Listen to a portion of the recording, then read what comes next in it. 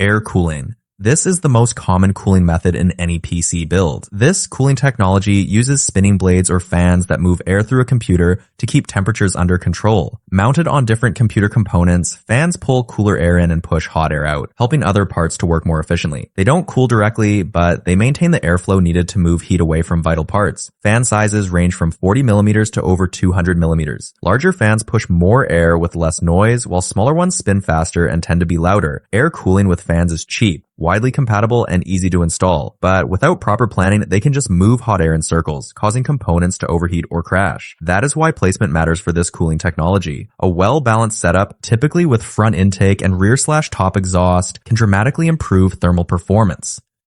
Heat sinks. A block of metal that pulls heat away from a component and spreads it out so it can cool down faster. Heat sinks are usually made of aluminum or copper and sit directly on top of a chip like a CPU or GPU. Heat travels from the chip into the heatsink, which has fins to increase surface area and improve cooling efficiency. A fan often blows air across the fins to carry the heat away. Heat sinks are passive cooling devices. They don't move, make noise, or require power, making them reliable and long-lasting. But they rely heavily on good airflow to be effective, and without a fan or proper ventilation, heat can build up quickly. Nevertheless, heat sinks are a core part of most air-cooled systems because they are simple and cost-effective. Liquid cooling. This method uses liquid to absorb heat from components and move it to a radiator, where it's released into the air. A pump pushes coolant through a loop that includes water blocks on the CPU or GPU, tubes, and a radiator with one or more fans. The liquid draws heat away more efficiently than air, making it ideal for high-performance or overclocked PC. There are two main types, custom loops and all-in-one coolers. AIOs are sealed, pre-built systems that are easier to install and maintain, while custom loops offer more control and better performance but are complex and expensive. Liquid cooling runs quieter under load and looks great in a build, but leaks can be disastrous. It's a powerful upgrade, but not without risk.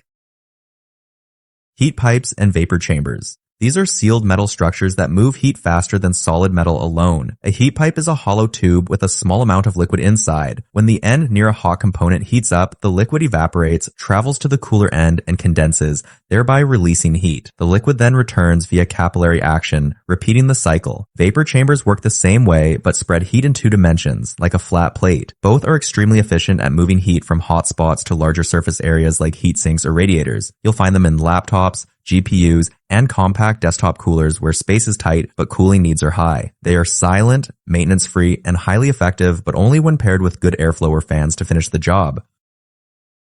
Peltier cooling. A type of thermoelectric cooling that cools components by forcing heat from one side to the other using an electric current.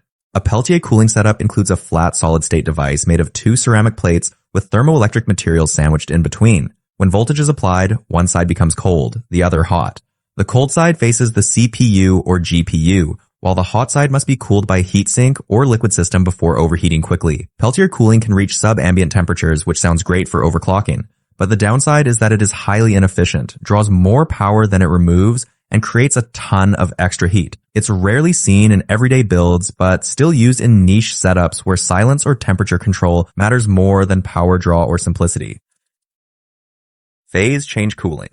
This is refrigeration-level cooling for central processing units of computers. A phase change system works like an air conditioner where a compressor pushes refrigerant through a closed loop. The refrigerant evaporates at the cold end, pulling heat from the CPU, then travels to a condenser where it releases that heat and turns back into a liquid. The cycle repeats, cooling as low as minus 50 degrees Celsius in some setups. It is powerful, silent during cooling, and can handle extreme overclocks, but on the downside, it is big and requires serious insulation to prevent condensation. Plus, it's expensive and often louder than liquid or air systems when active. This cooling method is not for casual builds because setups are rare and over the top, but in raw thermal performance, few methods even come close. Piezoelectric fan. Instead of spinning blades, this method cools using rapid vibration. A piezoelectric fan uses a thin metal disc, bonded to a ceramic strip that flexes when voltage is applied. The motion creates pulses of air that help move heat away from components. It is bladeless and nearly silent, making it ideal for devices where space and noise are concerns. With no motor or bearings, it has low power consumption and high reliability, useful in slim laptops, embedded systems, and fanless designs. However, its cooling capacity is limited. Piezoelectric fans generate less airflow than traditional fans, making them less suitable for high-performance or heat-intensive systems. They're not yet common in desktops, but for compact, low-power devices, this technology offers a clean, efficient solution. Ionic wind. This is a fanless cooling method that moves air using charged particles. Also known as corona-discharge cooling, this method works by applying high voltage to ionized air molecules near a thin electrode. These ions are pulled toward an opposite charge, pushing surrounding air molecules with them and creating a gentle airflow across heated components. The entire process happens without motors or noise. Just electric fields guiding air, making it silent and ideal for systems where space is tight or noise isn't an option. However, airflow is limited and requires precise control. While promising, it's not yet practical for high-performance machines, and today, it remains mostly experimental, seen in labs and concept devices. Liquid nitrogen cooling, an extreme cooling method used to push CPUs and GPUs to their physical limits. Liquid nitrogen boils at minus 196 degrees Celsius, and when poured into a metal pot mounted on a CPU or GPU, it rapidly absorbs heat and evaporates. That drop in temperature allows for massive overclocks far beyond what traditional cooling systems can handle. There are no pumps or radiators, just pure cryogenic liquid and a carefully insulated setup. It's silent, but short-lived because nitrogen boils off and must be constantly refilled. It's risky too, as sudden temperature changes can crack components and condensation can cause shorts if insulation isn't perfect. Liquid nitrogen cooling is strictly for benchmarking and competitive overclocking. It's not practical, it's not safe for daily use, but in raw performance, nothing else comes close. Dry ice cooling. Dry ice offers sub-zero cooling without liquid. Made of solid carbon dioxide, it sublimates at minus 78.5 degrees Celsius, turning directly from solid to gas. For PC cooling, dry ice is placed into a metal pot on the CPU or GPU, often mixed with a solvent like acetone to improve contact and spread the cold evenly. It enables high overclocks for short durations, similar to liquid nitrogen, but with slightly less cooling power. There's no need for pressure systems or compressors, just careful handling and insulation to prevent condensation and frost buildup. However, like liquid nitrogen, this method isn't for everyday use. The dry ice evaporates quickly, must be constantly replaced, and can crack or damage hardware from thermal stress. Dry ice is practical only for temporary benchmarking and testing, not for long-term system stability. Liquid helium cooling.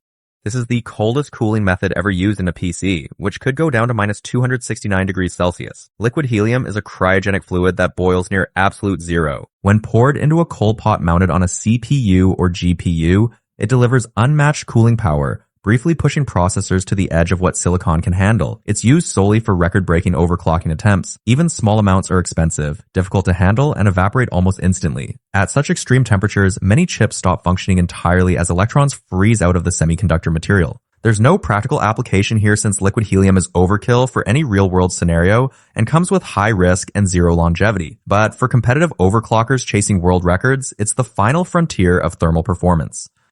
Liquid immersion cooling. Instead of using air or liquid loops, this approach drops the entire system into a bath of cooling fluid. Components like the motherboard, CPU, and GPU are fully submerged in a non-conductive liquid, often mineral oil or specialized engineered coolants. Heat transfers directly into the fluid, which can either passively absorb it or be circulated to a radiator for active cooling. The result is near-silent operation, excellent thermal stability, and no need for fans or heat sinks. It's used in some data centers and enthusiast builds where cooling density or noise reduction is critical. However, it's messy, expensive, and not beginner-friendly. The liquid can degrade certain materials, and servicing the system is far more complex than with traditional cooling. This is highly effective but rarely practical outside of specialized environments. Thermosiphon cooling. This system moves heat using phase change and gravity without requiring any pumps. Inside a sealed loop, a liquid sits near the heat source, like a CPU. As the component heats up, the liquid boils and turns into vapor, rising to a condenser or radiator where it cools, condenses, and flows back down to repeat the cycle. It's similar to heat pipes but works on a larger scale and can cool higher power systems. Because there are no moving parts, it's quiet, energy efficient, and highly reliable. Some high-end PCs and servers use thermosiphones to reduce noise and improve longevity, but setup is sensitive to orientation and space. It also lacks active control, meaning performance depends on ambient temperatures and loop design. Thermosiphones offer excellent passive cooling when gravity and design work in your favor.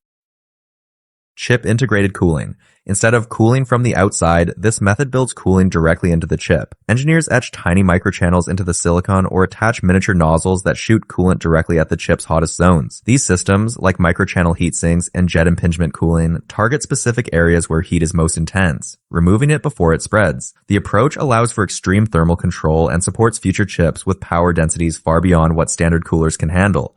It's ideal for data centers, AI accelerators, or future processors that push past traditional limits. But the complexity is high since these systems require precise engineering, exotic coolants, and high pressure flow, making them impractical for everyday PCs. The method is still experimental, but it points to the future of thermal design and high performance computing. Soft cooling. This reduces heat by controlling how much work the CPU or GPU performs. Instead of relying on hardware like fans or heatsinks, it uses software to scale back performance when full power isn't needed. This includes things like frequency throttling, idle states, or pausing unused processor functions, all of which lower power draw and heat output. It's built into most modern systems, especially laptops and mobile devices, where power efficiency is a priority. It helps maintain lower temperatures without adding noise or extra components. However, it can reduce performance under sustained load, and users may notice slowdowns if thermal thresholds are hit too quickly. Soft cooling works best as a background solution, keeping systems cool and quiet while extending lifespan and energy efficiency. Undervolting. By reducing the voltage sent to your CPU or GPU, this method cuts down heat and power draw. Every processor is configured with a safety margin, an extra voltage to ensure stability across all systems. But in many cases, that margin is more than necessary. By carefully lowering the voltage, performance can be maintained while generating less heat and extending hardware lifespan. Undervolting is popular in laptops to improve battery life and reduce fan noise, and it's gaining traction in desktops for quiet, efficient builds. Tools like Intel XTU or Ryzen Master make it accessible even for beginners. And that wraps up every major PC cooling method explained. If this helped you understand how your PC stays cool under pressure, give it a like, subscribe for more tech breakdowns, and hit the bell so you don't miss what's next.